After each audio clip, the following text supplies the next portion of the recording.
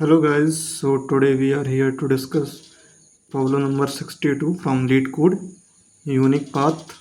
So the problem is here you have given a grid 2D matrix. So what you have to do? Like there is a bot, okay? So you have to simple move that robot such that it can reach to the final point, the star point you can see in the video. So there are only two possible moves, like robot can move to the rightward or the downward. So the question is asking to return how many number of ways the robot can reach to the finish point. Okay, so that's the problem. So basically there are two different approach for this problem. The first one and the easy to come to see, you have also seen this problem before. We can see that the question is asking us to try all possible combination, like in how many ways robot can reach to the finish point. So it is asking us to apply the recursive solution. So after the recurrence relation, we can optimize it by DP. Okay, so that's a easy to come solution. But there is a different approach other than DP. It is simple mathematics. So we are going to talk about that solution. Okay, so let's continue. So here we have taken a grid of 3 cross 4, we can see. Okay, so like 3 rows and 4 columns. So here in the 0 comma 0, the bot is standing and he want to reach to the end point to the here. Okay, so in how many ways he can go there. Okay, so simple recursive solution, the first, there are two options available, to the right side or to the down side. If he choose right side, then there are also two options, right side and down side. If he will choose down side, then there are also two options, right side and down side. So this is a simple recursive solution. Okay, so we will talk about this recursive solution after this video. Okay, so now we are going simple solution of mathematics. Okay, so you can see, like, we can always go to the forward or downside. Okay, so we are always moving forward direction, not going backward. We are not going backward. So there is a main observation from this, like we have always go to the forward direction or remain its current position, like down. Okay, so you can see, there are always a fixed number of steps.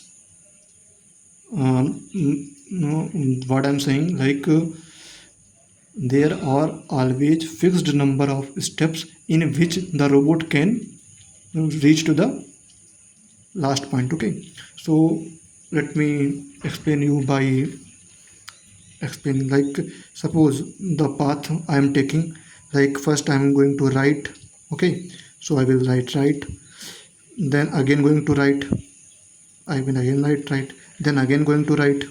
Okay, so when I write, then I have to go down, I will write down, I have to go down, I have to write down. Okay, so this is the 1 2 3 4 5. You can see the 5 steps are needed. Okay, so now try another path, suppose we were taken from here right. Okay, so first we have to write right. Okay, sorry if you can't see. Okay, yeah, so you have taken the right. From here we are going to down. Okay, so we will write down. From here we will take right. You can choose any path, like I'm also taking a random path. Okay, observe this, like here is also 5 steps. Okay, so you can easily see, the number of steps required is always same to reach to the end point. Now there is one more very crucial information in this string. You can notice that, like if you carefully observe the path we have written, so you can see there are always in each path like the number of ways in which we can reach. Like I have written two ways. In each ways the number of steps, like the count of right and down steps will be always same. Like you can see in the first way the right comes three times and the down comes three times. Okay, down comes two times, sorry. Okay, so you can see the we have to take three rights and two down. Okay, so in the second way there are also the three right and two down. So whatever way you draw, you will always having five number of steps and three rights and two down. You can try it by yourself. Okay, so this is very crucial observation, these two observation. The first one is like we have a fixed number of steps to reach to the next point, and the second observation is that like we have always a fixed number of R and D. Okay, so now come like how we calculate like number of steps. So you can see like here we have a 3 cross 4 matrix. Okay, so how many rows, how many columns? There are three rows and four columns. Okay, so for the down steps, like you have r minus 1, and the for the right r counts you have column minus 1. Okay, you can see like here we have four columns. Then I am having three rights and three rows, and I am having two D's. Okay, so there is one. So if anyone asks you like there are five number of places and you have to arrange some numbers in such that, then how many number of ways you can arrange. So this is very simple problem of mathematics. Like you have simple calculate the factorial of that number, like 1 2 3 4 5. Okay, so 5 factorial. Okay, but there are a tricky part, like you have to think some in a different way. Like suppose I have like r r r d d.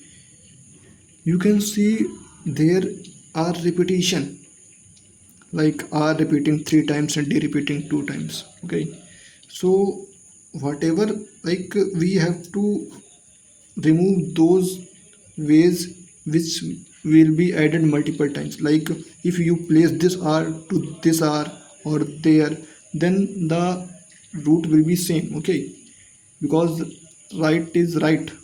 Okay, you are getting now. Like I want to say like these three r can interchange their position, so that's number of ways is also included in factorial 5. But we don't want those ways, we want unique. Okay, so we have to remove those number of ways which are repeated. Okay, so what we do, we simply remove these number of ways in how many times the r and d repeated. So we have to simple divide by like r repeated three times and d repeated two times. Okay, so that's gonna be our final answer. So now comes to the approach, like how we will get these values. So as I talked earlier, so like there are m and n. Okay, number of rows and number of column. Okay, so what you have to do, you have to calculate total number of like m plus n. Sorry, these are m minus 1 and n minus 1. Okay, so you have to calculate a total m minus 1 plus n minus 1. Okay, so now what you have to do, like you have to calculate the repetition, like how many number times one R or D is repeating. You can choose either. So how will you do it? Like you can simply write R is equal to simply m minus 1. Sorry, n minus 1. The column minus 1. Okay. So you can see there are always going to be two ways. So if you know the one, then you can find out the other one, simply subtracting it from the total. Okay. So let's say this capital N and this is capital R. Okay. So now coming out to this formula, like which I have derived. So if we write it like, what is this? Like it is n factorial. Okay.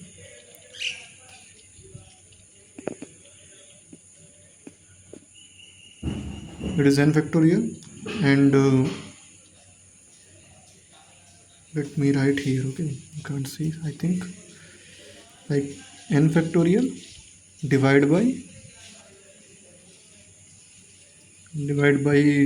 there was factorial 3 now, so factorial 3 like factorial r, and the other one we can subtract it from the n. Okay, this formula should be familiar to you. Okay, you should know this formula. What is this? This is simply NCR. Okay, so now the question boils down to the formula NCR, which we read about in our high school or inter. Okay, so let's discuss about NCR. So you can simply calculate it by methods with whatever you want, but the initial test kit will pass and you will got TLE for the larger test cases. Okay, so there is a simpler approach and optimized one for calculating NCR. Okay, simply if you don't use that approach, what will you do? You will calculate factorial of each, like you will calculate factorial of n, factorial of r, factorial of n minus r. So think as case like if it's n is equal to 100, okay, and r is equal to 50. So what you have to calculate? You have to calculate factorial 100, and this is going to be a very large number. Okay, and factorial 50 and factorial 150. Okay, so if you calculate with your like by finding out the factorial of each number, then you will going to get TLE very soon. Okay, so there is a optimized approach for this. Let's talk about that approach. Okay, so here is optimized way of calculating NCR. Okay, how we will calculate it?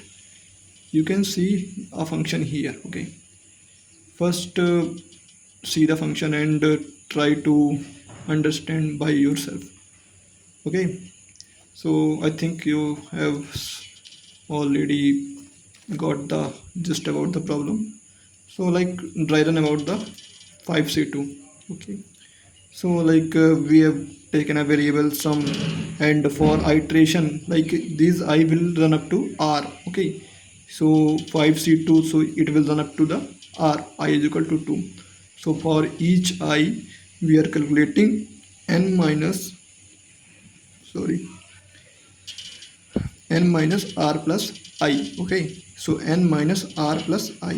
So we are calculating, we got 4, and then again the sum will be multiplied by the n minus r plus I divided by I. Okay, so we will get 10, and you know that 5c2 will finally come to 10. Okay, so if you observe carefully, so the formula is something like this: n minus r plus I, n minus r plus I plus 1, n minus r plus I plus 1 plus 1. Okay, so similarly like something this. Okay, so this is the optimal approach for the calculating NCR. Okay, so let's go to the code section.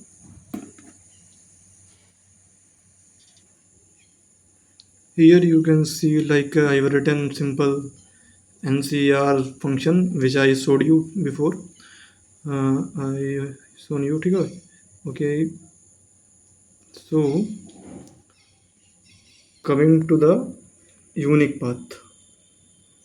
So basically I have shown you this already, like I'm calculating total and R and I'm passing to the NCR. Okay, so you can see it's passed and 100% beats, and in memory it's also 91.77. So that's all.